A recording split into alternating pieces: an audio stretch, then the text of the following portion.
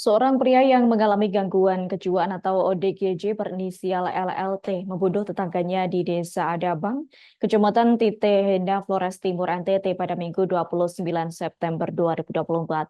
Adapun korban bernama Hilarius Talar, 49 tahun, meninggal dunia dengan sejumlah luka serius akibat tersayat senjata tajam milik LT.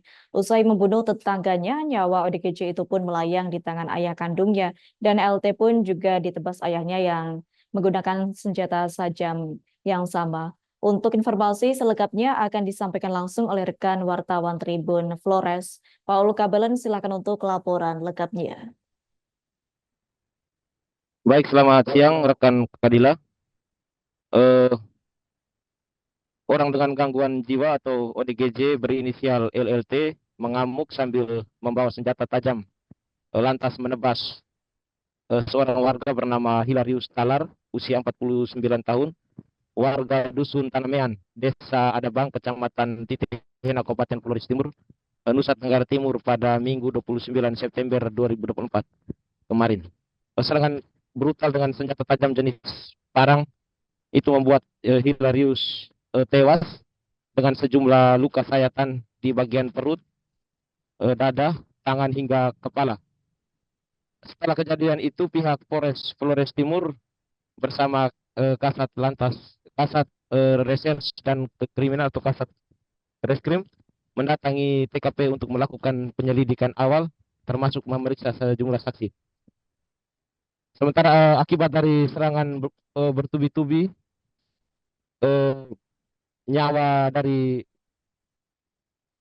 Hilarius Talar tak bisa diselamatkan meski sudah ada upaya pertolongan dari warga yang membawanya ke puskesmas Lato, kemudian dirujuk ke Rumah Sakit Umum Daerah Dr. Henrikus Fernandes Larantuka yang jaraknya sekitar 50 kilometer dari TKP. Sementara di lokasi kejadian ada saksi bernama berinisial PL dan RE yang juga mendengar ada keributan dan salah satunya juga menyaksikan insiden berdarah itu. Saat menyaksikannya, keduanya langsung berlari meminta pertolongan warga. Saat warga datang, warga juga takut dan sesaat kemudian ayah kandung dari ODGJ berinisial YB datang membawa batu cukup besar langsung melemparinya hingga parang yang digenggam LLT atau ODGJ itu terlepas. Dan keadaan itu salah satu saksi juga menyaksikan ayahnya sempat mengayunkan parang yang sama ke YB hingga pingsan. Saat pelaku pingsan, warga lantas menolong Hilarius Talar yang terkapar dengan kondisi bersimbah darah, dengan luka pada bagian bibir, perut, dan sejumlah anggota tubuh lainnya itu ke puskesmas Selato. Sementara salah satu saksi yang juga keponakan korban bernama Paulus Sogen mengaku menyaksikan secara langsung serangan brutal dari ODGJ terhadap pamannya Hilarius Puru Talar. Paulus menceritakan saat itu keduanya sedang duduk di ruang tengah. Paulus sedang menyeruput segelas kopi yang diputar oleh anak kandung dari korban, sementara korban sedang menggambar menggunakan pensil di atas media kertas. Secara tiba-tiba ODGJ berinisial LLT itu masuk melalui pintu depan yang sedari awal sudah terbuka lebar, membawa sebilah parang yang kemungkinan baru dikasah karena saksi juga melihat parang itu dalam kondisi yang kira seperti baru digosok. Lantas menebas korban secara membabi buta. Kemudian Paulus juga nyaris menjadi korban berikutnya saat hendak menolong pamannya karena terancam dengan ancaman dari pelaku yang sempat mengejar saksi-saksi pun berteriak meminta pertolongan warga yang ada di sekitar rumah dan langsung datang ke TKP. Dan sesaat setelah itu datanglah ayah pelaku yang membawa batu lantas memukul kepala. Saksi menyebut mengenai kepala pelaku dan akhirnya parangnya itu juga terlepas.